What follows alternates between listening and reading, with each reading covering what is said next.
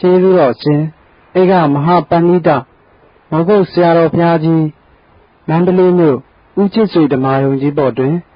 4 ရက် 2 လ 59 ခုနှစ်၌ဟောကြားဆုံးမတော်မူအပ်သော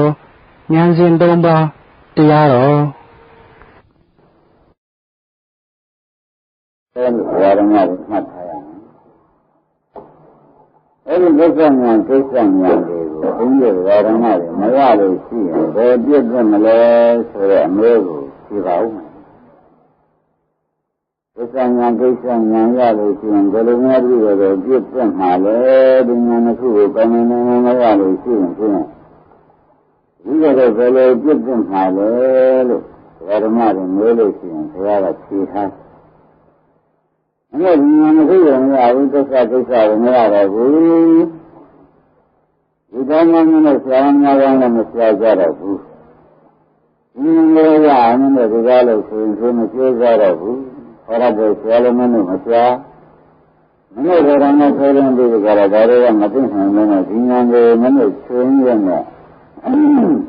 နေကြလို့ရှိရင်ဘုရားရှင်ကရုဏာကြီးကငါဥပမာပြမယ်လို့ဓမ္မတို့ဘုရားကဥမာပြဥမာပြတော့ဓမ္မတို့မြည်တဲ့အတိုင်းဝါကံတို့တစ်ခုကိုယူခဲ့တာပေါ့ဗျာလက်မလိုက်အဲ့ဒီဝါကံတို့တစ်ခုကိုဓမ္မတွေဘယ်နေရာမှာချတာပါဘယ်နေရာမှာချထားလို့ရှိရင်ဓမ္မတို့တောင်းလေးလမ်းရောက်သွားလိမ့်မယ်နော်အဲ့ဒီလမ်းတောင်းသွားလို့ဒီလိုလည်းနောက်သွားရင်နောက်လည်းဖြစ်သွားမယ်အောက်လည်းဖြစ်တယ်မယ်အဲ့လိုကပြည်ပြန်အောက်သွားမယ်ဆိုတော့ဝါကုန်းဟာဓမ္မတို့စီယာဌာနရှိသေးတယ်ဒီတော့ပါကုန်ရလားဘုရားဘောလိုက်နေရတယ်ဆိုတာဓမ္မတွေမြင်နေတိုင်းဆိုတော့လေသဘောလိုက်နေရတယ်လေသဘောလိုက်လေသဘောလိုက်ပြီးဒီကလာနေရတာတော့ဒီနေရာဌာနရလို့ရှိသေးတယ်ဒီလိုဓမ္မတွေဒီဝါကုန်းလေးဖြစ်သူကြီးကားလို့ဆိုလို့ရှိရင်ဥမာဘယ်လိုကနေဒီကားသူတွေတော့ကြောင်းဒီမှာတော့ကြောင်းဘာလို့လဲကျန်လို့တိုက်လို့ကျန်လို့ရှိရင်လည်းသူရတာမှာအဲ့လိုကနေဒီသူ့ကိုနေတော့ဒီခါရမြတ်ပြီးဘုဒ္ဓကြီးတိုက်ဆက်လို့ရှိရင်လည်းဒီဘောင်တို့ဥစ္စာရင်တို့ဖြစ်တယ်လို့ပြရမှာဖြစ်တယ်အဲ့ဒါတို့မှနေရာမျိုးရှိတယ်ကျင်းတွေကြောင့်လည်းသူ့နေရာပဲနောက်ကျင်းကြီးလူကျင်းကြီးတွေကသူရနိုင်တဲ့နေရာပဲဒီအမျိုးတွေလည်းသူရနိုင်တဲ့နေရာပဲကောင်းကင်ကသူရဒီကံရှိရသူရနိုင်တဲ့နေရာပဲသူမရနိုင်တဲ့နေရာလေးရှိသေးတယ်ဘာကြောင့်လဲလို့မေးတော့သူ့သဘောမရှိလို့လေသဘောသာလိုက်နေရလို့ရှင်းရလားသူ့သဘောရှိသေးလားဘယ်လိုသဘောပါအဲ့ဒါဓမ္မတို့30ပုံထဲမှာတခါတည်းကုလကံရမြတ်ကြလိုက်ဒုတိယရောက်လိုက်နတ်ပြည်ရောက်လိုက်တခါတည်းသမထလေးကမြတ်ကြလိုက်ဇနပြည်ရောက်လိုက်တခါတည်းကြတယ်လို့ဆိုရင်ဆက်လို့ကကုံတိုက်ပြန်လို့သူ့စိန်နဲ့သူပြန်ပြီးသက္ကာဒုတိနဲ့ဆွဲချလိုက်လူပြည်ရောက်လိုက်လူပြည်ကနေပြီးဒုစိတ်ကံတွေကဆွဲချလိုက်ဘယ်လိုပဲရောက်လိုက်တပ္ပဝါတွေကဟူရောက်ဒီရောက်ဟိုကနေဒီကနေအနည်းငယ်ပုံပုံအနည်းစေကရဝနဲ့ဆွလိုက်ဆွလိုက်ကြနဲ့ဆွလိုက်ရှင်းဆောင်နဲ့ဆွလိုက်ရှင်းပါတဲ့ကရဝတွေဆွလိုက်အနည်းငယ်ပုံပုံဖြစ်ပြီးတကားကနေရတာဝါကုန်းမမြဲဆိုလို့ပဲမမြဲတာပဲလို့မှတ်ရမယ်ရှင်းမလားဝါကုန်းမမြဲလို့ဘာလဲဝါကုန်းမမြဲလို့မမြဲတာဘာကြောင့်လဲဆိုတော့သစ္စာညာသိစ္စာညာမရလို့တော့မှတ်လိုက်ပြီတော့ရှင်းမလား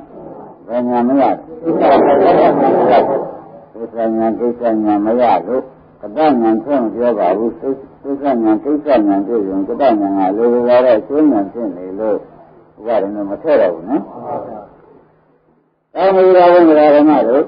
ဒါပြင်ဒီနေ့ဟောလို့ကြောင့်ပြောရတာမနေ့ကဟောပြီးပြောပြီးတရားတွေဓမ္မတွေကိုယ်တိုင်ညာနဲ့ကိုယ်တိုင်သိရတယ်ဆိုရင်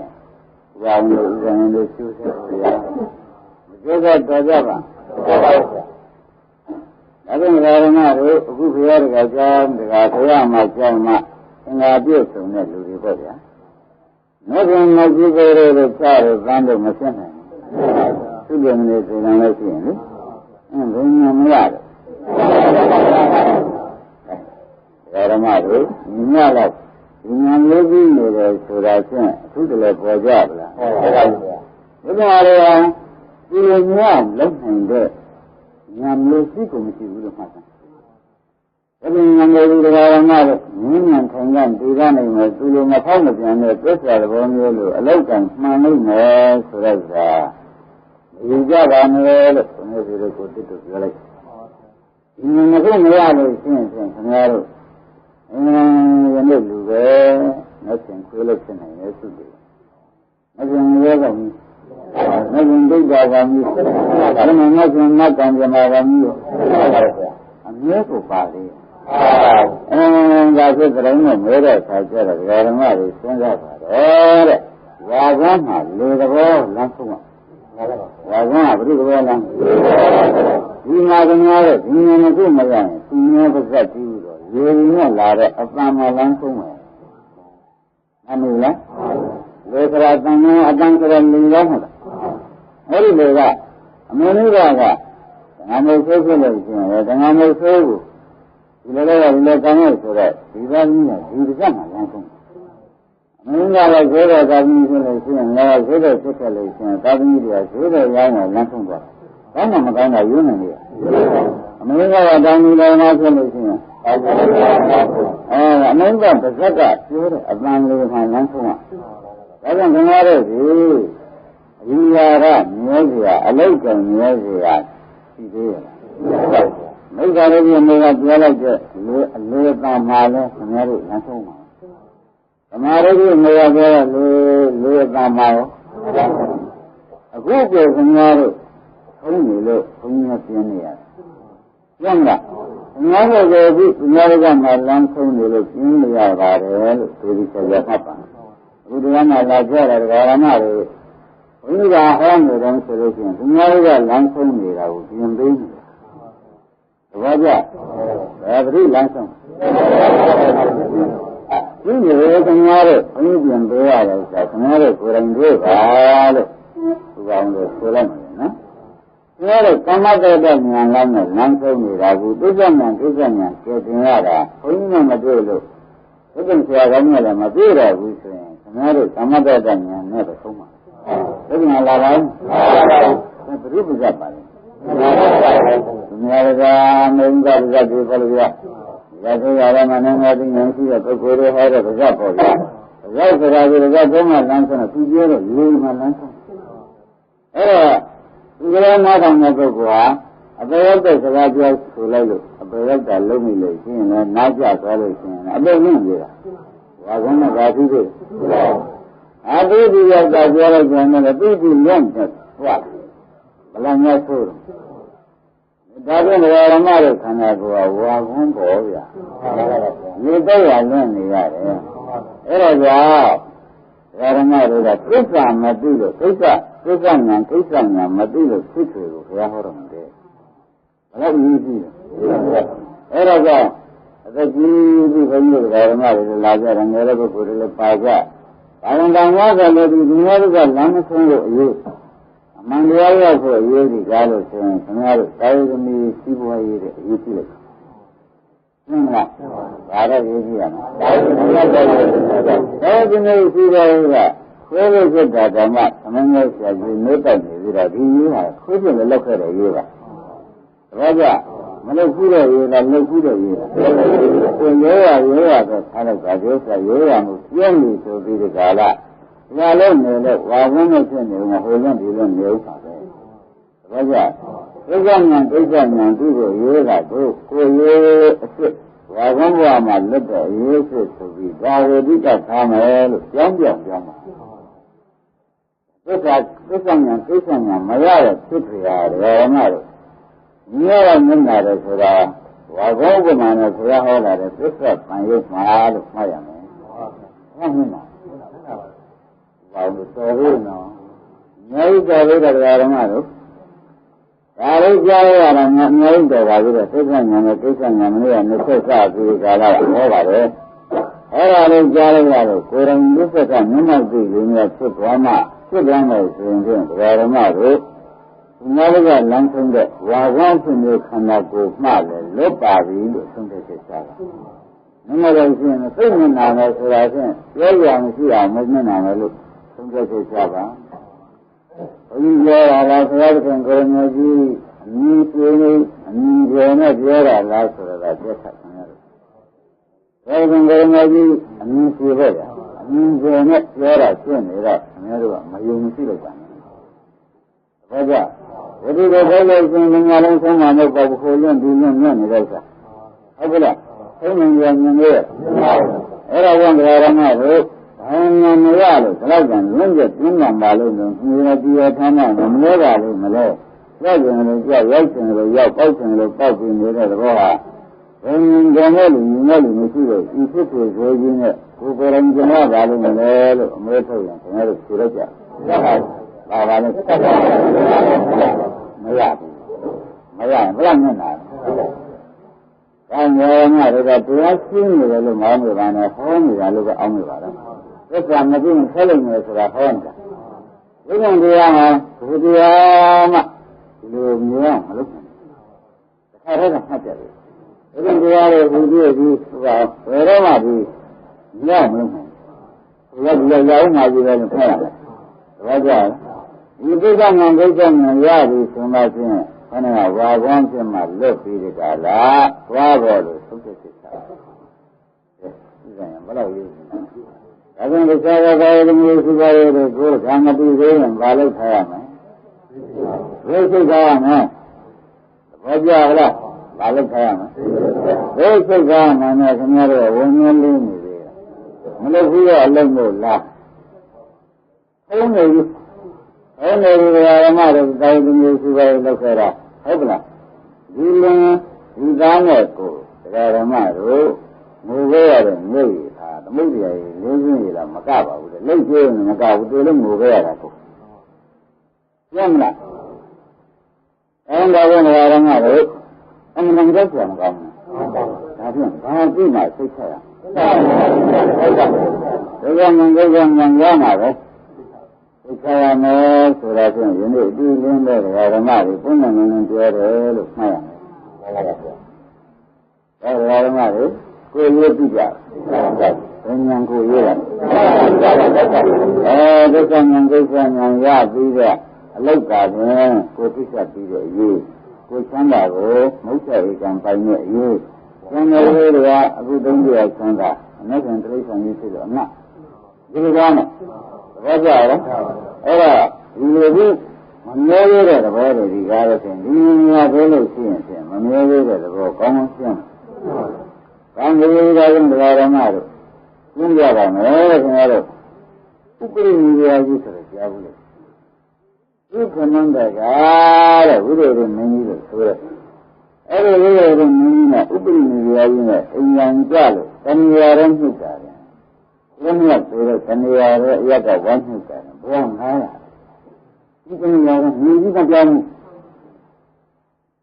အဲ့ဒီကနေ့မှာတော့နှုတ်တာကပ်ပြီးတော့နှုတ်တာကိုဘွားရော900ဘယ်လောက်ကြိုးခဲ့တယ်ဆိုတာရေးနေ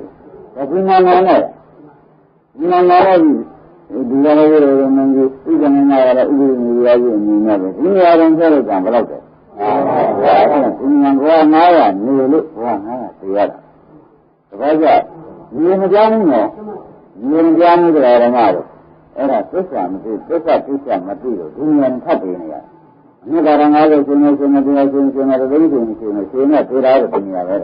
ဒီပြင်းနေတယ်ဒါကြောင့်အဲ့ဒါငါပြောနေတယ်နောက်ကဘယ်နည်းကြောက်ကိုကြည့်လိုက်တဲ့အခါဘာလို့မကသေးဘူးတဲ့ဥပရိယယောကြီးနဲ့အင်္ဂါမကြဘဲနဲ့ဒါကြောင့်ဥပရိနိဗ္ဗာန်နဲ့အိမ်မှာဥပရိနိဗ္ဗာန်ကြီးဆိုတော့နာမည်မပါဘဲနဲ့တခြားနာမည်နဲ့ပြေတာငါမဆွဲဘူးလို့ဒီမှာနှိပ်တာပဲဒီမှာလည်းငါရမလားဘယ်ကံကြရှိတယ်ဆိုတာပေါ်လာအဲ့ဒါကြောင့်ခင်ဗျားတို့အခုမပြောကြပါနဲ့ဥပ္ပစ္စကိစ္စမရသေးလို့ရှင်းရှင်းဒီနေ့ကလေးနဲ့ပြန်ခွေးရပဲဆိုတာသုံးဖို့ချက်မချနိုင်ဘူးလားဒီနေ့ကလေးရောမဟုတ်ကြလို့ရှင်ခွေးနဲ့ရမှာပဲဒါဖြစ်လို့မရတော့ဘယ်လိုကငါကြည့်လို့မကြည့်တော့ဘယ်လိုမှမရတော့မရဘူးအဲ့ဒါဟောဟော နေတဲ့တရားလားငါဟောနေတဲ့တရားလားသူကျင်တဲ့တရားလားဆိုတာတန်လို့ပါပြီးတော့ကိုယ်တော်ဟောတာလို့မှတ်ပါတတ်တဲ့တရားပါကုန်ပါဘူးရမ်းမလားဒါပေမဲ့ဒီလိုတရားကြီးနဲ့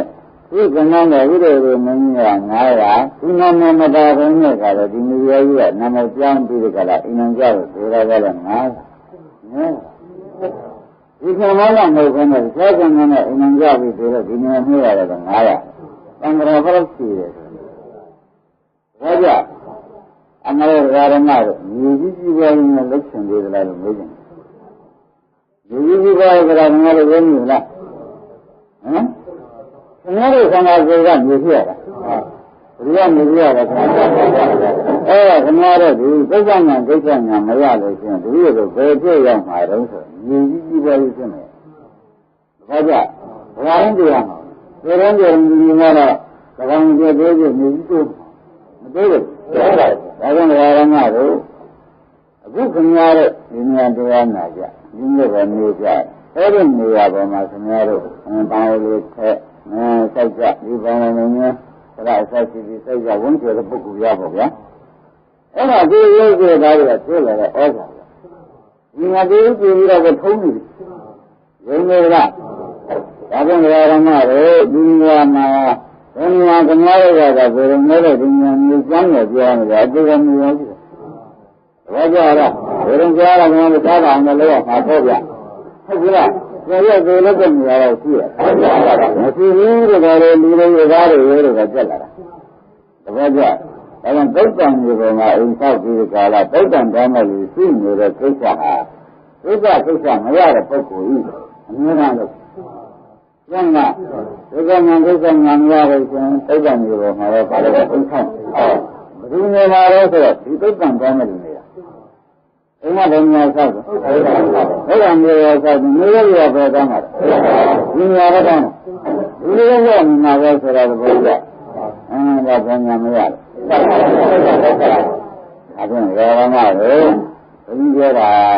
ခင်ဗျားတို့ဒီညာမဖြစ်ဘူးပိုင်းကိုယ်ဖြစ်ရလောက်ပါမမလို့ရှိရင်ခင်ဗျားတို့ဒီဒီကြီးပါရေးကျိုးစားနေတာဒါနဲ့ပြောကြရင်လောက်ပါမြေကြီးတွေကြားရမြေဒီမှာဆိုတော့လည်းမဟုတ်ခန္ဓာမြေတွေဒီကတွေ့အောင်ညံ့လားဒါတော့ဒါ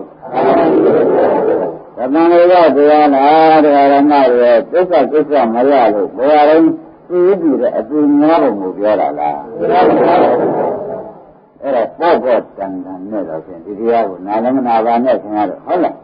တခါတည်းကိုယ့်ဟာကိုယ်ဒါဘုရားကမြင်ကြခြင်းနဲ့ပြောလို့ဆိုဖြစ်နေတာအမှန်ကြီးပဲဘုရားပြောတာကဟာခွန်ရည်ကြီးနေမယ်ဆိုခွန်ရည်ကြီးနေတာနောက်ပြန်ပြောလို့မယ်ဆိုနောက်ပြန်ပြောတာသိကြပြီတူကတော့မသိဘူးလားအလုံးစုံပြီးတော့သောတိကမှန်ရှိတဲ့ကိုယ်တော်ကြီးဖြစ်တော့သူပြောတာမှန်ပြီမဟုတ်လား။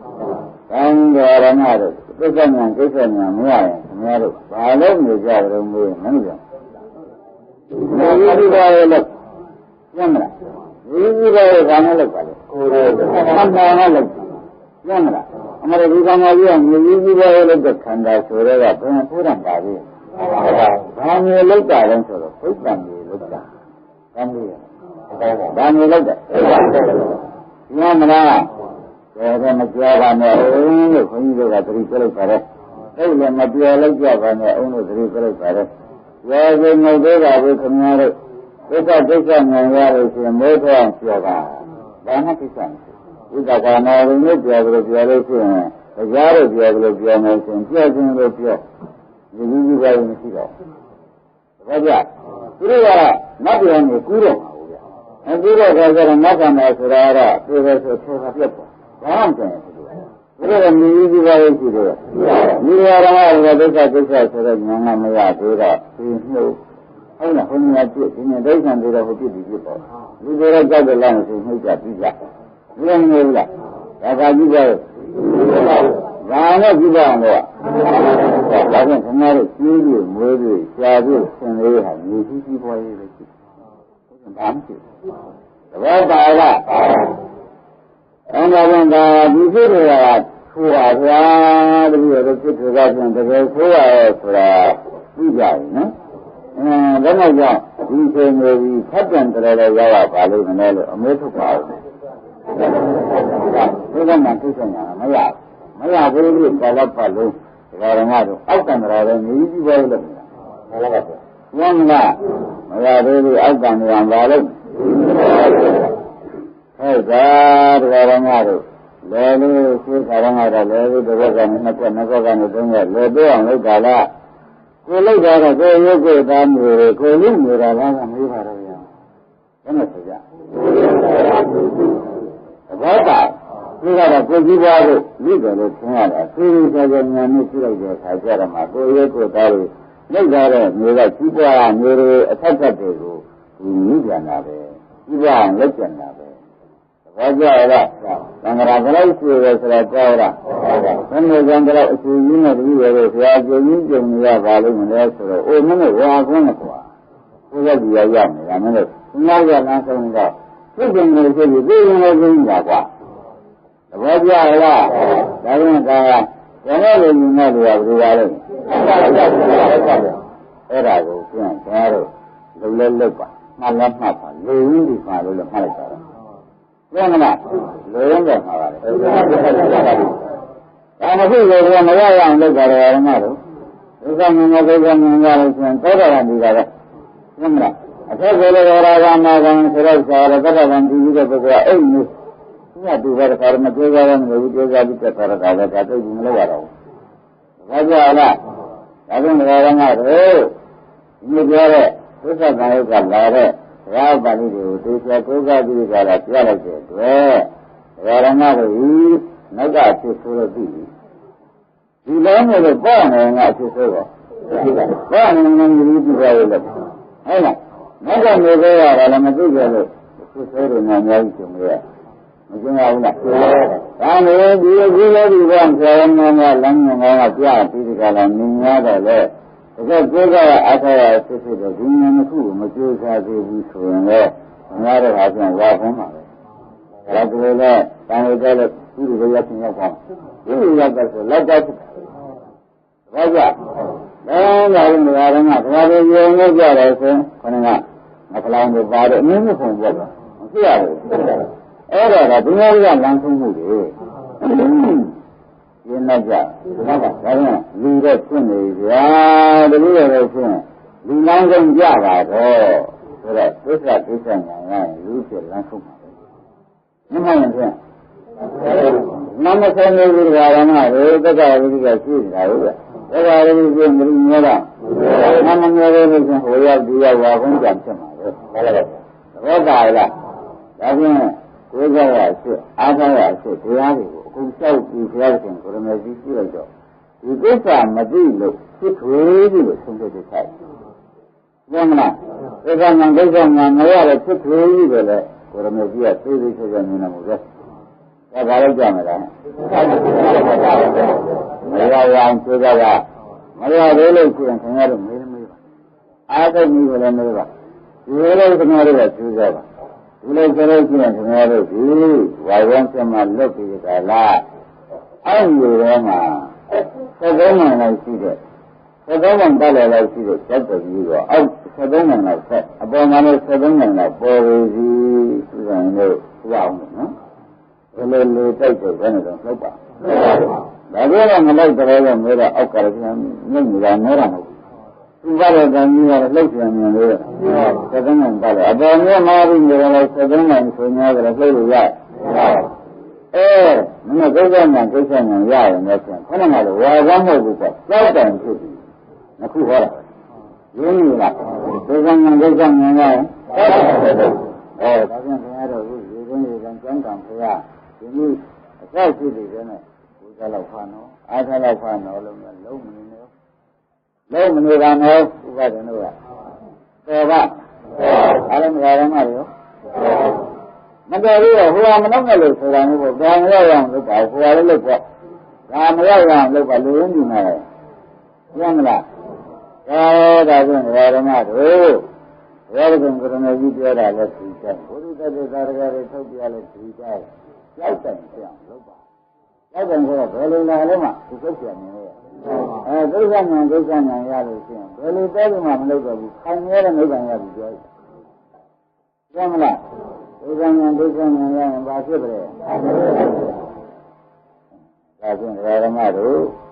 ဘုရားလည်းသိခွင့်ပြောကြတယ်ဘုရားလည်းဟောထားကြတယ်ခင်ဗျားတို့ဉာဏ်နဲ့မှာတော့အော်ဒီလို့ကမလုံးမဖြစ်တဲ့ဆိုအပါဝင်ဆိုတာကိုသိတယ်ဟုတ်ပါဘူးကိစ္စဉာဏ်မလုံးမဖြစ်တဲ့ဆိုအပါဝင်ဟုတ်ကြလားခင်ဗျားတို့အိမ်ဆောက်တယ်ဆိုတော့လူကမတတ်ခဲနေတော့ဖြင့်ဒီဟာဘယ်နည်းမှခင်ဗျားတို့အတုတတ်ကြမှာမဟုတ်ပါဘူးတတ်ပါဘာလို့လဲမပန်းဖြစ်တယ်လို့ဒါကမပန်းလို့ကြပါဒီမှာလည်းခင်ဗျားတို့ခန္ဓာရှိတဲ့ပုဂ္ဂိုလ်မှာခြင်းတဲ့ဒုက္ခဒုက္ခရှိတဲ့ပုဂ္ဂိုလ်မှာခြင်းဒုက္ခဉာဏ်ဒုက္ခဉာဏ်ပြီးတော့ဒီဉာဏ်မှမရသေးလို့ရှိရင်ခင်ဗျားတို့ဒီဘာဘုံဖြစ်ပြီးဒီကာလမျိုးမှာပဲဒါကြောင့်ဒီလောကမလုံးမဖြစ်တဲ့အိမ်မှာလူကမပန်းဖြစ်တယ်လို့ဘုမှာမလုံးမဖြစ်တဲ့လုပ်သေးကိုတွင်းပြောင်းတော့မှာကျမ်းမလားဘယ်ကွန်းမလုံးမဖြစ်တဲ့လုပ်ကျမ်းပြောင်းတော့မှာငါလည်းငါ့ပြန်ဆံမရှိတဲ့လောက်တာမရှိပြောတယ်ငါ့ပြန်ဆံမရှိတဲ့လောက်တာအဲ့ဒါအင်းဒါဒီကရာသူကငါးပါးဆိုတော့ပါသေးတယ်ရတာဖြစ်တဲ့ဓမ္မတွေဒါကဘုရားရှင်မှာရှိလို့ပြောလို့မရဘူးကိုယ့်အကူဘာလို့တတ်တာသိစမ်းဝါပြီးမှရကျင်းမလားဘုရားရှင်ရှိလို့ငါလို့မရဘူးဒါဖြင့်ဘုရားကဘုရားဟောလိုက်လို့ဘုရားသဘာဝံတည်သွားတယ်ဆိုတာဟောလိုက်သူကဟောတာကလမ်းပြတာသူ့အတူဉာဏ်ကပွားလို့ပြီးတာကျမ်းမလားဟောရတာပြီးတာလားပွားလို့ပြီးတာပွားလို့သဘောကျလားဒါကြောင့်ဘယ်လိုမှသူပွားရချတာပေါ့ကျမ်းမလားဟောမေးရကြဘုံကမှုတ်ပေးတာပဲရှိတယ်ကိုယ့်အကူထပ်တယ်တာမိသေးတာသဘောကျလားကောင်းတယ်လည်းနဲ့လောက်ကြတယ်မလုံးမဖြစ်တယ်လို့ဘယ်လိုပါလဲ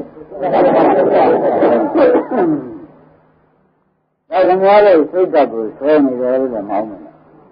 ဘုရားကခေါ်နေတယ်ဘုရားသူကအထုပြအောင်လို့ဒီလိုခင်ဗျားတို့ဘာသာကငါးပါးမှမယ်လို့အောင်မလား။ဒါနဲ့ကငါးပါးမှမယ်လို့300ကလေးနဲ့ဘိုးလို့မလို့လား။ခင်ဗျားတို့ကိုယ်မသိလို့ဆင်ញင်လဲတာပါမယ်။မပါဘူးလား။ဒုက္ခမသိလို့ဆင်ញင်လဲတာတန်အဒီဆုံးကတွန်းမှာသွား။မှန်လားဗျ။အဲ့ဒါကိုစဉ်းစားတော့မှဩဒါသနာကဝင်ပြီးလဲနေတာပါလား။ဒါကြောင့်ဘုရားနာမတော်နဲ့ဒီဆင်ញင်လဲတာခဏဝင်ပြီးအတွင်းကနေပြီးဒီကကောက်တယ်မာနနဲ့မလားရင်းနေလားဒါကြောင့်ဓမ္မတို့ဒီသနာစကားကိုလည်းနားမထောင်ပါနဲ့မနာကတော့ဘုရားခင်ဗျားတို့ဟောလို့မယ်ဘုရားရာဟနာမှန်တယ်မှန်မှလည်းမြင့်တွေကမြတ်သားနဲ့သမီးနဲ့ရှင်နေမျိုးနဲ့မျိုးထဲမှာလူရောက်ကြမှာဆိုရတယ်ဘုရားလည်းဟောမှာသိကြတယ်ဟုတ်လို့ဒီအိမ်ကဘာဟောမှာလဲငေါရောက်ကြမှာကစဟောမယ်မဟုတ်လို့လား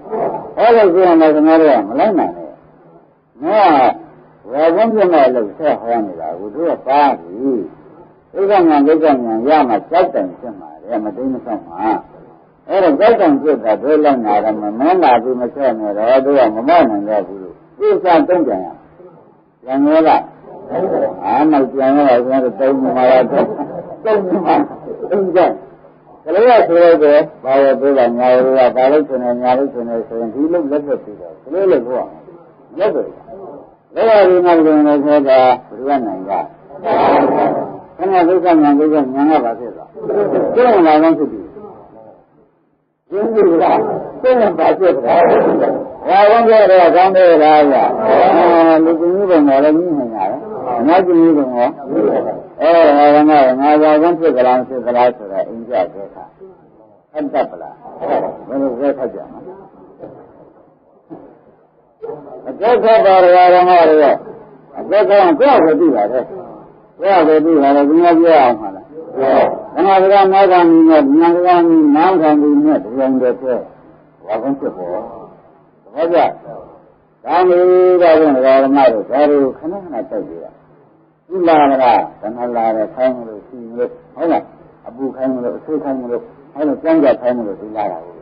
လာပြီးနဲ့လည်းဖြစ်ဖြစ်ဖြစ်တယ်ဘောကြရလားလာလာတော့ကြည့်မောလာရတဲ့ကလေးလာဟန်းတူတာကိုလာဟန်းတူလို့ရှင်သူဖြစ်တယ်ဆိုလိုက်တော့သူကဖြစ်တယ်ဟုတ်ပါဘုဒ္ဓနာငိုက်ကြတယ်မကြမ်းဘူးလားဟုတ်ပါတယ်အဲ့ဒီလက်จิตပါလားကမလွယ်ဘူးလားဟုတ်ပါဘူးကမင်းကကြောင်းဒီနေရာမှာရောတာကွာအိမ်ကြလို့ရှင်မင်းကကျွန်တော်မျက်ခံနေတာရင်းနေလားအဲ့ဒါအိမ်မှာတက်ရမှာကဒီဉာဏ်ဉာဏ်နေတာတိုက်ပွဲအိမ်မှာဒီမှာပါလို့ကျန် တော့ပြောတာတော့ပြောအိမ်မှာပြင်းတယ်အိမ်ကျမ်းမှာသူစိတ်ကြကမှာတပည့်ကြဒီမှာနားလဲပြည့်ငါထောင်ကြကမှာအိမ်ကျမ်းမှာပါတော့မှာတော့ပြောရှင်များရတော့ဓမ္မတွေနော်ဆရာကြီးများလည်းငယ်တဲ့တခါတော့ကျုံးဖို့ဆိုတာများမကြောက်ရဘူးဆိုတော့ဟောကြလားအဲ့ဒါကအကျုံးကိုမလားဆရာကအနန္တတော်မှာအကျုံးကိုဝါတော့အနန္တရင်ကြောက်တယ်အကျုံးကိုအနန္တရင်ကြောက်တယ်ဟုတ်ဆိုတော့ခုရတဲ့ခေါင်းကြောက်ခံတော့ဒီကရဲခေါင်းကြောက်ခံမှမြေကြမယ်တရားဓမ္မတို့တရားဓမ္မတွေကိုယ်လိုက်ပြင်ဆင်ထားကြပါသိချာနှိမ့်တယ်လို့လာလို့မလာဘူးလားသိချာနှိမ့်တယ်နဲ့ခင်ဗျားတို့ကိုထောက်နှိမ့်ရနှိမ့်တယ်မှုရမနေ့နေနေတယ်ခင်ဗျားတို့ထိုင်ရတယ်လို့ရှိရတယ်ပြတ်သွားတယ်ခင်ဗျားတို့တန်တိုင်းပဲပြောတယ်တန်တိုင်းတယ်လည်းသူကလဲထိုင်တယ်ဒီရလဲထိုင်တယ်ခင်ဗျားတို့ဘယ်နဲ့ကြည့်လိုက်ဒီကပြင်းတယ်ငါတန်းတာဟိုကံပေါ်သွားရနေတယ်ပြင်းတယ်ဒီကတန်းတာဘယ်နာဒီကတန်းတာဒီမှာကန်းနဲ့ဆွဲကြတယ်ဘယ်ကျန်လိုက်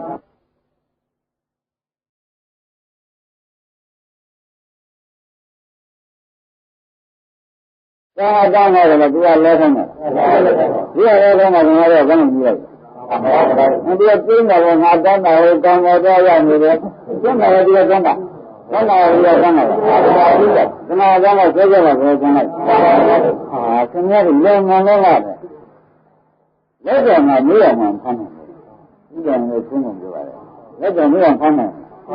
အပြားအပြေးတော့ပါဆိုတော့ပြန်မမီလိုက်ရနေမှာဆိုတော့ပြေးသွားရတဲ့ခါကြလို့ရှိရင်ခရိုက်တစ်ခုတိုက်ကြည့်ကြတာတဲ့ရက်တော့မယ်လက်ကျန်လဲသွားမယ်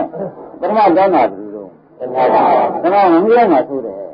ဟုတ်လားဒီလိုဖြစ်တဲ့ကားလိုက်မယ်လွန်သွားလို့မယ်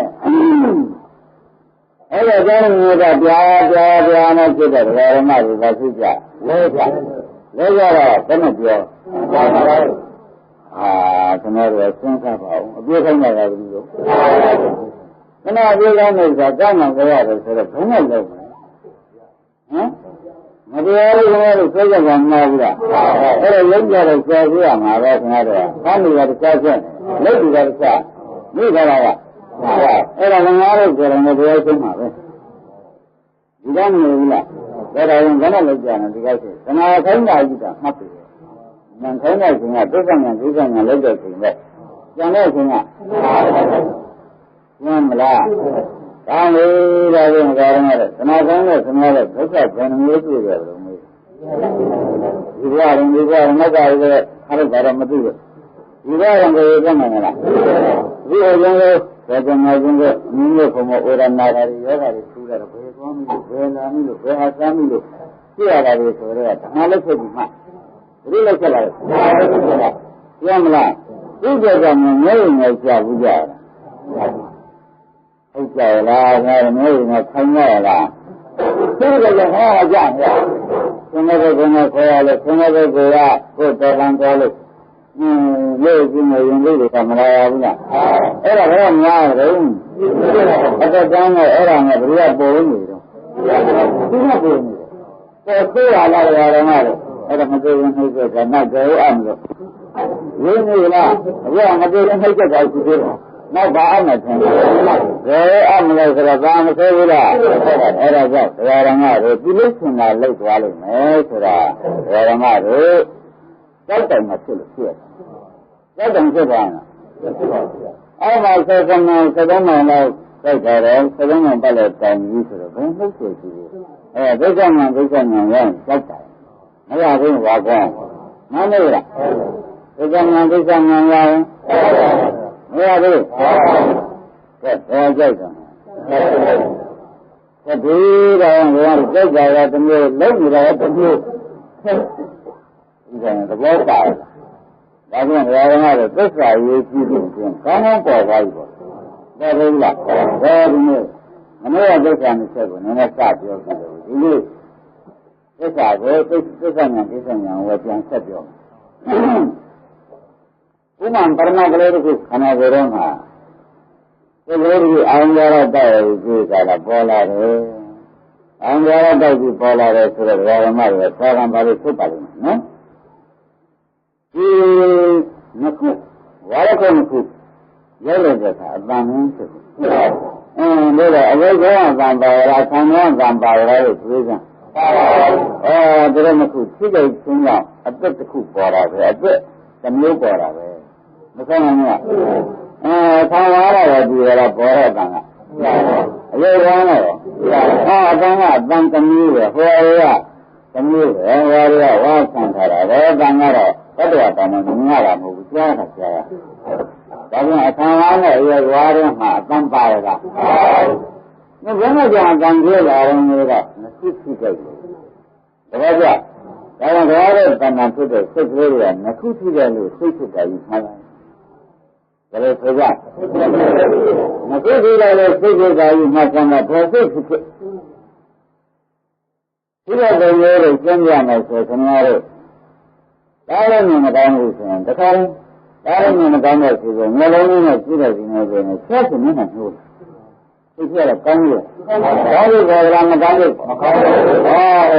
that is the I know. However, if you go to Hariyatis for the feeling, Hariyatis for the home season, take the church to see the people. I want a tell you know, die in the family. Take the seeing the secretary as them for us. I know. Who died on our saying that we hear. Maria, when she material now, when they do on our here. So they do a lot of them, a bit of whom, I want to know a bit on the telegram, a bit of news for the saying who report. I mean, I cannot die daily and say to that for her. One day I will, one day I will not go, but not die to Somalia, one day I take them out. One day I will tell you now. Is it how? Nakutalo Bora, you can't have it. I don't say you did it, I am not it. Nakutalo Bora, so I am coming soon. Some you are any, all I was to grow up, I am not it. All I was to grow is all of solutions. We were looking at these grand solutions. We put in our Malakna. We put in our Malakna. That's Bahma. Well, it's Barin and the same as in the Kuta in Bola. And I don't take it over. You will learn Bola. That is a little you will really got it for the things. You got a bar. You will got a plus of flower. Jacula. What got it for the feet? Or saying that about some Ramazon. Just got it for the saying that in your son is there. And I'm not saying that I'm not saying that it's Papa. Not good like that. What was that? But I was saying that about some of them. All I really got is for this thing. You can go to the rest from the job. And yeah. I do this thing. Buying on the cover. Oh, then the rest from the thing. When you know, we didn't have my lesson on the Kazakhstan. Oh, then the rest from the way, I have been the rest from the way, all the rest from the way, the program and put the secret line. When they were done, I didn't know one young Koya. Somebody, no? This one, we are buying down gold things, so then they go somehow. What is that? They didn't say that. Then there was some man, that I don't know that. The real idea, somebody, let Steven Yambi, they call us that is the Steven Yambi. They call this as Steven Yambi. Go down, I do the area, I see the study on your body. I don't go down, all I know, they are, all over there. Just in there, they are a good American, I look at you, look at this. None of that. Oh, when I was from I was 50, line in Banyan Koya. You don't know, this, not a big Roger. Never do about it. You don't know when I was from that, to cut this. All I will do is that. If this I will do like that, Mango, some young man who would do this I do the Mango to sit down. Young lad, like the mother did a Mango Banyan Koya. Oh, this I do the Christian. Young lad, I do the Banyan. We don't know that I say, we don't know. We bring Mama lesson and look at this and what. We bring Mama lesson and do the know all some driving, look at this and look at this and we quack. ဒါကြောင့်ဒုက္ခဒုက္ခဟုတ်မို့ဥပါယနဲ့မနေ့ကပြောခဲ့ဟုတ်ပါရဲ့လားဒုက္ခရောက်တာဒီကားလို့ဆိုရင်အိုးရှိအိမ်ရှိခန္ဓာပါပြောတဲ့ဒုက္ခဆိုရင်လည်းပြောကြလားဝိညာဉ်နဲ့ခန္ဓာပါပြောတယ်ဒါဝိညာဉ်နဲ့ခန္ဓာဒုက္ခပြောမလားဒါကြောင့်ဒုက္ခဒုက္ခတော့ဒါလည်းမကရဓမ္မတွေကြည့်နေတာဒီဉာဏ်နဲ့ပါလားဒါကြောင့်ဓမ္မတွေဒုက္ခပြလိုက်တဲ့ဉာဏ်ကိုဘာဉာဏ်ဟုတ်ပြီဆိုရင်ကဒုက္ခသူကပြလို့ဉာဏ်ဒါကဉာဏ်ရေးလားဒီပုဂ္ဂိုလ်ပဲပြီးတယ်ညာလားဒါနဲ့သုစ္စာပြီးတယ်ညာဘာညာခေါ်ကြအဲ့ဒါသုစ္စာညာပဲဒါကကမှပေါ်တဲ့စိတ်တုံးပါလို့ကဉာဏ်လေးရှိရင်ကြက်ကြက်သွားတာဒုက္ခရောက်သွားတာမြင်မမြင်တော့ဘယ်နဲ့ဆိုရဒုက္ခရောက်သွားတာမြင်မမြင်တော့ဉာဏ်လေးဘယ်နဲ့ဆိုရပြမလားအမှန်တရားကြောင့်ပြောတာပါကိစ္စညာဆိုတော့ကိစ္စညာကတက်မှာမရကိစ္စညာကထူးရင်းကိစ္စညာကထိုးရင်းမှာဒီပါလေးတော့ခဏမလုံးပါတော့စိတ်လေးပေါ့ဗျာအဲဒီလိုမျိုးဘယ်လိုကြောင့်ပြောက်သွားပါလိမ့်မလို့ပြောလိုက်ပါလားနော်ဘာပြီးကြရမရဏကပါလားဘာပြီးရလည်းပါလားဘာပြီးမရလည်းသူ့လောင်ရက်ကြရမရမရဏလေးလောင်တော့ကြောင်းဒါကြောင့်ဒီမှာလေဒီဓမ္မဝဲမှာလေသိပြီးလာတဲ့နည်းနဲ့ပူလောင်နေခြင်းဆိုရင်လဲပြီးလာတဲ့နည်းနဲ့ပူလောင်ပါလေဒီလောင်တော့ကြောင်တယ်လားဒါကြောင့်အလေးလေးကြောက်သွားတာကမိမိကျက်လို့ကြောက်မိမိကျက်တဲ့ကိစ္စကိုခွေးလိုက်ပြီးလိုက်လို့ရှိရင်ဉာဏ်တန်ခေါ်ရဒါမလို့ဟောတဲ့တရားပါပြောမလားဒါတော့တရားဓမ္မကိုဉာဏ်လေးပြီးလို့ပြန်ပြောတာပါခင်ဗျားတို့အမေကြောင့်ကမှဒါဖြစ်ဆိုဓမ္မဖြစ်ဆက်တာခမင်းနဲ့ကြည့်တာလေမရှိဘူးနဲ့နေမရှိဘူးနဲ့အန္တရာယ်ဆုံးပြပြန်ပေါ့ဗျာအန္တရာယ်ကြီးလို့ပြောတာပြီးရတဲ့ဟိုဟုတ်နဲ့ပြီးလာတဲ့နည်းနဲ့လည်းဇာနည်းလာမျိုးတော့ပြောတာပြီးလာတဲ့တဘောနဲ့ဓမ္မတွေမရဏကြီးလာပြီးခမင်းကြောင့်လည်းမှာပဲသိပါဘယ်နည်းလာဒီကနေ့လည်းလာဒါဖြင့်ဒီလိုဝိညာဉ်နဲ့ခန္ဓာမှာပြီးလာတဲ့နည်းနဲ့သူပြည့်ရဒီကခန္ဓာရောဒီကဘယ်နဲ့ခန္ဓာရောဒီကဘယ်ဒီမှာခန္ဓာ၅ပါးရှိတော့ဘုန်းပြီးလာတဲ့နည်းနဲ့ပူလောင်လို့ပြန်မှန်းရှိတယ်ဒါတော့ဒီကံမာကြီးအသိသက်ခံဖို့လာတဲ့ခန္ဓာပဲပြည့်မလားဘာလို့လဲအနိစ္စခံဖို့လာတဲ့ခန္ဓာကိုပြီးလို့အဲ့ဒါကအထွေပေါင်းကြီးကိုမသိရပါနဲ့တဲ့ပရမတ်ကလေးတစ်ခုခန္ဓာကိုတော့အခုပေါ်လာတဲ့ဓမ္မလေးဘယ်နဲ့ကြောင့်ပြတ်ပါလိမ့်မယ်ကပြောလိုက်တာပြောတော့ဘယ်နဲ့ဆိုကြဘယ်တော့လည်းမရဏမိလောင်လို့ပြတ်သွားနှိစ္စခံပြီးပြတ်သွားဘာရဘယ်နဲ့ဆိုကြအဲ့ဒါကအနှိစ္စခံပြီးပြတ်သွားတော့ဒီလေအာရမတွေပြီးတဲ့အတိုင်းရာယံဟောနေကြတဲ့ဒုက္ခတပုလနာထောဒုက္ခဆိုတဲ့စိတ်ကလေးပုလနာထောမှားတာကအငြိမ့်မိတ်စိတ်ရှင်ကိုခံရလေမိတ်စိတ်ရှင်ခံတာအဲဒီပုလနာကဒုက္ခမရှိရဘူးဘာလားပြမလားအနိစ္စခံပြီးကြသွားပြမလားဘယ်လိုတော့စံတာပြုရင်ဒုက္ခညာအနိစ္စခံပြီးတဲ့ကာလကြောက်ပြည့်စုံကြတယ်ကိုယ်တိုင်ထိုးရတဲ့ညာနဲ့သိလာတယ်ဒုက္ခညာတော့မှတ်ဘာကြပြမလားအဲဒီဒုက္ခညာရံတန်လာလို့ရှိရင်တဲ့ရာတွေကဘလောက်တောင်သိထားတဲ့ပုဂ္ဂိုလ်ရှင်သိညာမျိုးလိုရှင်လေးတဲ့ဆိုတော့လာငန်းမလာလို့ရှိရင်နောက်ဒီစိတ်မျိုးလုံးပေါ့ဒီမျိုးလုံးပေါ့ဒီမှာတခါလဲခဏကဒုက္ခရောက်တာကိုသူတို့ရှားပြီးတော့ဒါကြောင့်ဒီညာငယ်လုံးကဒုက္ခမြင်နေတယ်ညာအခုဒုက္ခရောက်တာမမြင်နဲ့ညာဘယ်နဲ့ဆိုကြဒီတော့ဒီပုဂ္ဂိုလ်ရောက်တာကိုဒီမြစ်ခန္ဓာလေးကြီးမြင်နေတာဒါကြအခုတော့ဘာမြင်ရလဲဒုက္ခမရှိတာမြင်နေရတယ်လို့မဆိုနိုင်ဘူးလားဒီနေရာမှာဆင်းရဲတဲ့အဟုတ်အားထုတ်ပြီးဒီနေရာမှာဒုက္ခမရှိတဲ့နေရာဒုက္ခမရှိတဲ့မိစ္ဆာဆိုတော့ဒီနိုင်နေတယ်ပြရတာပါလားလို့လာတော့အခုလည်းအားထုတ်မှာအခုတော့အကြားကထိုးပြမှာပဲတဲ့ခဏကအမြင်ထုတ်သွားတော့အကူဝင်ကဒီအပြာဝင်လာမှာဒါကြ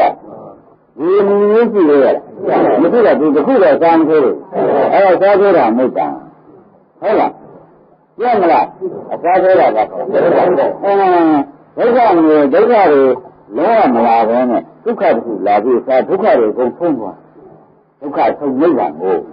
ပြမယ် ဒုက္ခဆုံးပြီးဘာစားထိုးလားနိဗ္ဗာန်ဆိုတော့ဒုက္ခစားထိုးလားအဲ့ဒါအစားထိုးတာနဲ့ဓမ္မတော့သင်္ကေတရှိတဲ့ဉာဏ်နဲ့ထောက်ရှိမှာဒါဖြင့်ဒီနိဗ္ဗာန်ဒီမဉာဏ်တတ်တယ်ဒီလိုဒုက္ခဉာဏ်ရပြီလို့ရှိရင်မဉာဏ်ရပြီဆိုလားဒီမဉာဏ်ရပြီသိနှိမ့်စိတ်ပေါ်တယ်ဒီတက်တဲ့စိတ်စိတ်ကြတဲ့ခါကျပြိဋ္ဌာန်နေပြီးပြည့်ရအစဉ်ကြတဲ့ပုံဉာဏ်ရလားဒါကြောင့်နိဗ္ဗာန်နဲ့ပုံဉာဏ်နဲ့မတွေ့ဘူးဒီရတာပုံနေတာကိုဒီလိုစိတ်ကြတယ်ဆိုတော့အမှားတွေ့တာဘာသာလို့မဆိုတော့ဩဒါဘယ်ရမနာမတရားနိဗ္ဗာန်ပါလားလို့နောက်စိတ်ကြရမသိဘူးဒီလိုရှင်းတာကငါသိချက်ပြီးပြီဆိုတော့တွေ့ရသူကြည့်သွားရနောက်ပြီးတော့သိက္ခဏာတွေကကတ္တဉာဏ်ပဲဒီနည်းကငါလည်းဒီလိုသိတဲ့ဉာဏ်ကကတ္တဉာဏ်ခဏဘယ်လိုဉာဏ်လဲတော့ဘုရားဘုရားတွေ့သွားတယ်ကနိဗ္ဗာန်နဲ့ဒီတော့တွေ့သွားတယ်တွေ့ရင်လည်းများတယ်လေဟုတ်တဲ့ဆိုတွေ့ရတယ်မကြဘူးနောက်သင်္ကြန်နဲ့ဉာဏ်သုံးရတာပါလေဘုရားကြကြတာကတ္တဉာဏ်ပဲသိမလားတွေ့ရာဒီသိက္ခဏာဘာကြောင့်သင်္ကြန်ရဲ့ဆောင်ဉာဏ်ကဒါမျိုးကအဖြစ်သေးတယ်ဒီနောက်သုံးရသုံးရချက်အဲ့ဒါသိက္ခဏာဉာဏ်တွေပဲတဲ့ဒါမျိုးဟောတဲ့တရားသိမလားဒီနေ့ကပြန်ဆမ်းမယ်ဒီနေ့ဆိုတာဘဝလာတာလည်းမိုးရှင်ဒီကပရိသံဉာဏ်နဲ့ပါဠိတော်လားမနေ့ကဒီနေ့ဟောလိုက်တာနော်ဒီနေ့ကတော့ဘာလို့ပါဠိတော်လာတာကိုပဲဟောပါတယ်။အဲပါဠိတော်လာတာကတော့သိက္ခာဉာဏ်ကတ္တဉာဏ်ပဲ။ဒါရမတို့ဒါလည်းခါအောင်ပါလား။အဲအောင်ကသဘောမတူဘူးတဲ့။မိဂ္ဂာရံနဲ့အတူတူပဲတဲ့။ဒါရမတို့ကဉာဏ်ကြီးကြလို့ကြီးအောင်လို့ထည့်ပေးလို့နော်။ဉာဏ်ကြီးကြလို့ကြီးအောင်လို့ဒါရမလေးကြီးရဲ့စကားဆိုတာလည်းမှတ်ထားမယ်။ဒီကတော့ဒီနေ့ဆိုရင်ဒီနေ့လာပြီးဘုရားပါဠိတော်မှာလာတဲ့အခါကိုဟောလို့မယ်ဒီကလည်းဒုက္ခဉာဏ်ဒုက္ခဉာဏ်မတတ်ညာဒါမျိုးဘာရမလဲပထမတော့တူပါတယ်ဘာရမလဲကမှစိတ်ကလေးတစ်ခုပေါ်လာတယ်မခုတိုက်တယ်နဲ့ပေါ်တာဟုတ်ဒီကလေးကဒုက္ခကံကပြည့်နေကောင်းဟုတ်လားပြည့်နေဆိုတော့ဒီလိုရှိလေဒါလည်းမရှိတာလေဘာရမတွေကငါကမကြည့်တာငါကြည့်တဲ့ခါကျလို့ရှိရင်မရှိဘူးဒုက္ခရောက်သွားပြီလို့မသိဘူးလားဒုက္ခရောက်သွားပြီဆိုတာတရားဓမ္မတွေသိပြီကလည်းအတင်းရောနေတာနဲ့ဒုက္ခရောက်တယ်ဆိုတာကိုကြားလို့ရှိရင်အထေကြောက်တာကမှတ်လိုက်ဟုတ်လားဘုရားဖတ်နေတယ်ဆိုတော့ဘာကြောက်လို့လဲမေးတယ်ဘုရားကမေးတယ်ဘာကြောက်လို့မေးရတာဟဲ့ကြဘာကြောက်လို့ဒါလေးပဲကြောက်တယ်ဒီလိုမပြောနဲ့ဒီလိုကြည့်ကြကြလို့အဲဒီလိုကြည့်ကြကြလို့ဒီကြောက်ကြရတာတကယ်ကြအဲ့ဒီကြောက်တဲ့ဒုက္ခဟိုပုဂ္ဂိုလ်ကမရှိဘူးဘယ်ရနေကြည့်တယ်နဲ့ခင်ဗျားတို့မသိဘူးလားဒါကြောင့်ဒုက္ခဆိုတာကြောက်တာကိုဆိုတာပြတ်မလားဒုက္ခဆိုတာဒါဒါဖြင့်ဒုက္ခကလေးကိုမြင်ပါလာတာလေးပြလိုက်ပြီဒါဒုက္ခကြောင့်ဖြစ်လို့ကြောက်သွားတဲ့ခါကျတော့ဓမ္မတွေဒါတွေကဘယ်လိုကြောက်သွားတာလဲလို့မေးလို့ရှိရင်ဒါတွေကြောက်သွားပြီကြောက်သွားတဲ့တရားတွေကဘာဖြစ်သွားတာလဲမမင်းနေတာဟုတ်ကဲ့လားဒုက္ခရောက်သွားကြောက်သွားတဲ့တရားတွေကဘာဖြစ်လဲအဖေသွားပြီလေမဟုတ်ဒုက္ခရောက်မလားဒါကြောင့်ဒီဒုက္ခရောက်တဲ့တရားဆိုတော့ပြောမလားအဲဒီဒုက္ခရောက်တဲ့တရားကိုဒုက္ခရောက်ပြီလို့သိတာကသစ္စာညာဒါမလို့အောင်ဒီလိုကဒုတိယဆက်မှာထူးလို့ဒါမလို့အောင်ဒီလိုမျိုးဒီကိုသိနေရတော့ပါဘူးဓမ္မတွေဒီကျင်လို့ရောဆံလာတာသိလို့ရှိရင်ပြည်တော်ညာမှန်ခေါ်ကြသစ္စာသစ္စာဒါလေးပါးကပါလို့ဒုက္ခမှန်ကြတဲ့သူကဘယ်လိုပြောပါလဲဒုက္ခဒီလိုဒုက္ခတွေဓမ္မတွေကညာနဲ့ဆက်ပြီးမပြည့်ဘူးပြည့်တာနော်ပြည့်လာတဲ့ခါကျလို့ရှိရင်တခါတော့ဘယ်လိုမျိုးလုံးလဲဒီမကြည့်တဲ့တုန်းကလည်းဒုက္ခနဲ့ပဲနေကြတာပဲအခုနိုင်အခုညာနဲ့ကြည့်ရကြမယ်လေဘာနဲ့ပဲတွေ့ကြနေရတယ်ဒုက္ခနဲ့ပဲတွေ့နေရတယ်ဒါကြောင့်ဓမ္မတွေနောက်လာမှာလေဘာတွေလဲဒုက္ခတွေလာမယ်သူကလာပြီးဒုက္ခလို့အဲ့ဆန်းလာပြီးဒုက္ခတန်းဆန်းအဲ့လာပြီးဒုက္ခတန်းဆန်းတဲ့ညာဟာသူကဓမ္မတွေသိကြညာမမြင်နဲ့မသိဘူး ဘာကြောင့်လာတဲ့ဒုက္ခကြီးကိုတောင်းစားလိုက်လို့ရှိရင်ဒုက္ခနာမယ်ဆိုတာလည်းကြောင့်လာပြီးကျင့်ရအောင်မရောက်ကြတာဟူပြည့်ဖြင့်ဒုက္ခနာနေမှာဘူးဒုက္ခအဖြစ်ဖြစ်ကြီးပဲဆိုတော့လည်းဒုက္ခပဲအခုလည်းဒုက္ခပဲမောင်လာမှာရောအဲ့ဒီလိုကြီးဒုက္ခနာနေမှာမရောမနဲ့ဒုက္ခကြီးတက်တော့ကလည်းဆိုတော့ဒုက္ခအခုမြင်ရတဲ့ဒုက္ခနောက်လာမှာလည်းဒုက္ခလို့ခန္ဓာကိုယ်ကိုယ်လုံးမှာဒုက္ခပေါ်ပြီးဒုက္ခကိုတိုင်းစားနိုင်တဲ့ဉာဏ်လေးသိတဲ့ဉာဏ်ဒါကြောင့်အဲ့ဒါကတန်ရုပ်ပါဠိတော်မှာလာတာလို့မှတ်ရမှာသူကတော့အခုဒုက္ခတိုင်းစားရလို့ဆိုတာသိတဲ့ဉာဏ်ပါပဲကျန်လားအဲ့ဒါတိုက်ပါတယ်တဲ့ဓမ္မစက်ကျန်တယ်တရားဉာဏ်နဲ့ဘုရားကိုဘုရားမှမလို့ဒီစက်ကုန်ကြပါလေတိုင်းစားပြီးသိလို့ရှိတဲ့ဉာဏ်ဟာလည်းစက်ကုန်ဥပါဒါတွေဉာဏ်စက်ကိုဖြစ်တာပါပဲဒါကြောင့်ဉာဏ်စက်ကိုပြောလို့လားဉာဏ်စက်ကိုပြောတော့ဒီဉာဏ်ကဘာလို့တိုင်းစားလဲလာပြီးဒုက္ခကြီးရတဲ့တိုင်းစားလို့ဒီလိုပြီးတော့ဉာဏ်ကဉာဏ်ကလာပြီးဒုက္ခကြီးဆိုတိုင်းတိုင်းဆိုင်ဆိုင်ပြီးဒုက္ခမင်းမမရောလာပြီးတော့ဒုက္ခကြီးရောရှင်းရတဲ့ဒုက္ခအခုမြင်နေရတာနောက်ဆက်လာမှာဒုက္ခကြီးလို့တိုင်းစားလိုက်တဲ့ဉာဏ်ကိုဓမ္မတွေဘယ်နဲ့ဆက်ရဒါကြောင့်ခဏလေးရတာကမစိတ်ကံနဲ့ဒုက္ခံကရေဉာဏ်မျိုးဒုက္ခဒုက္ခဉာဏ်မျိုးတွေစက်ကုန်ကြတယ်ဉာဏ်ဥဒ္ဒါတွေဝိဇ္ဇာဥဒ္ဒါတွေအလောကဥဒ္ဒါတွေဆိုတော့မကြိုက်ရဘူး။ဒါမျိုးရမယ်။ဒုက္ခဒီကဘာမှမပါဘူး။ဘာလို့ပါတော့ရှိတယ်။ဒုက္ခရတယ်ဒုက္ခကြီးရလို့တိုင်းချနေတဲ့ဉာဏ်ကိုသိစ္စာဉာဏ်နဲ့သိစ္စာသိတာကသိစ္စာဉာဏ်ဟုတ်လား။တိုင်းချနေတာကဒုက္ခကိုဆက်မှတ်ပါတဲ့သိစ္စာသိတာကဒုက္ခကြီးရလို့တိုင်းချနေတာကသဘောကျလား။ဒါကြောင့်ဒီလိုသိစ္စာဉာဏ်ကဓမ္မတွေဘယ်လိုမိစ္ဆကဒုက္ခလည်းအကျဉ်းဝင်သောဒုက္ခလား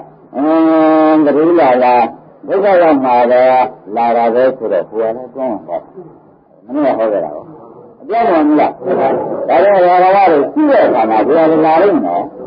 ရှိတဲ့အခါမှာလာရင်ကျွန်တော်တို့အနိစ္စလည်းမြင်မယ်ဒုက္ခလည်းမြင်မယ်အနတ္တလည်းမြင်မယ်သူ့ဟာသူသစ္စာကပြတ်သွားတယ်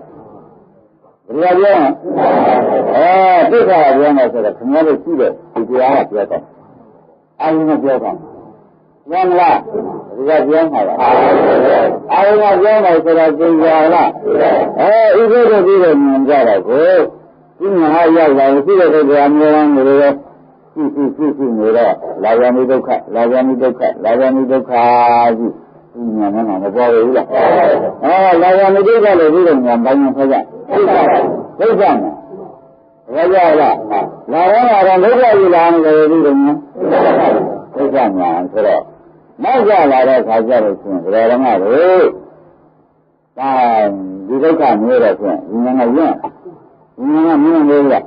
လာတော့ဒီကဘာကြီးပြည့်နေရဒုက္ခကြီးပြည့်နေတော့ဒီဉာဏ်လေးကလည်းအမြင်ရပြောင်း